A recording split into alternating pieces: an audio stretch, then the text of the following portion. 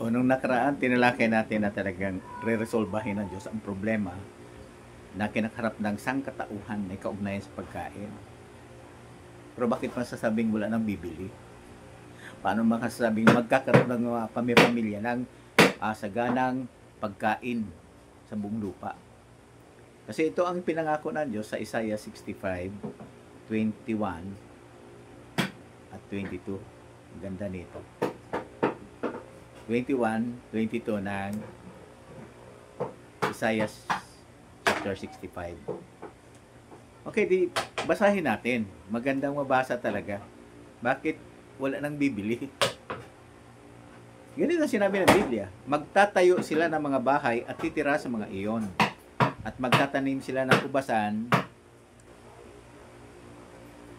mga ubasan o ubas at kakainin ang bunga nito.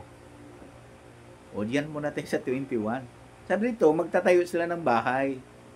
Sa ngayon, hindi ka naman pwedeng magtayo na lang basta ng bahay dyan.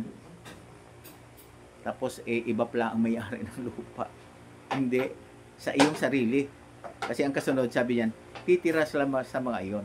O hindi ka rin inutusan dyan na, o kaya binayaran para magtrabaho, para itayo yung bahay na yan. Sarili mo mismong bahay. At magtatanim sila ng ubas, at sila ang kakain ng mga bunga nito. So, sarili mo rin. Hindi mo lang pwedeng kainin yung bunga ng mga pananim na inutusan ka lang o binayaran ka lang para magtrabaho doon. Kay sarili mo talagang lupa din. Ganda, di ba? At hindi sila magtatayo pero iba ang titira. Hindi sila magtatanim pero iba ang kakain. Dahil ang mga araw ng bayan ko ay maging gaya ng araw ng isang puno at lubusan silang masisihan sa gawa ng kanilang mga kamay. Ang gandang pangako. So dito, tinitiyak dito, magkaroon talaga ng sariling pagkain ng mga tao kasi magkakaroon sila ng sariling lupa. Kahit isang hektarya lang ang bawat pamilya, por pinagpapala naman ng Diyos yung mga itinanim mo. Walang peste, walang baha, walang tag-init, walang bagyo. O di ba, sa ganang pinagpapala ng Diyos, pananaganain niya ang bunga, di talaga namang bawat pamilya masasapatan ang pangailangan.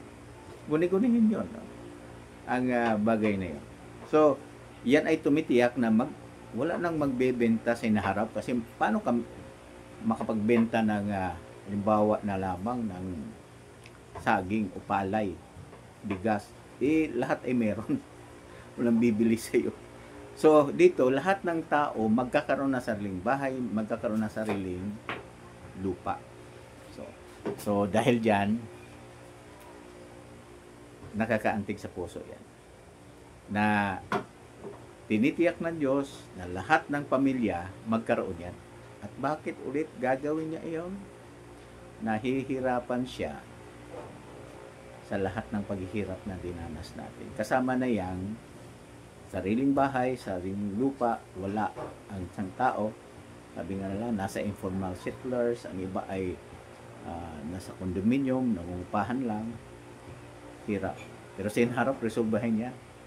May trabaho ba sila? Ayan, lubusan silang masisiyahan sa gawa ng kanilang mga kamay. Ibig sabihin yan, siyempre, ikukultivate nila yung lupa na ibinigay sa kanila.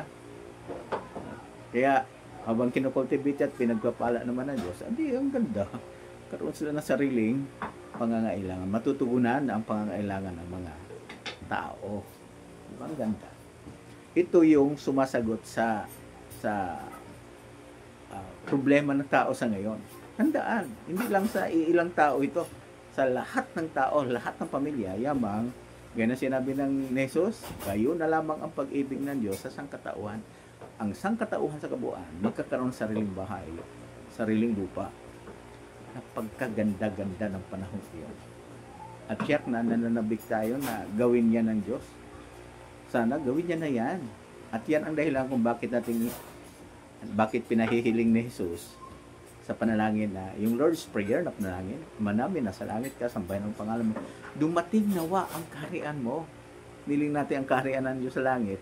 Dumating dito. Kapag dumating yan, yan ay sa katuparan ng ating Panginoon Jesus. Alisin ang kawalang bahay, sariling bahay at lupa ng mga tao. Lahat magkakaroon. Hindi ba ang magandang pangako niyan?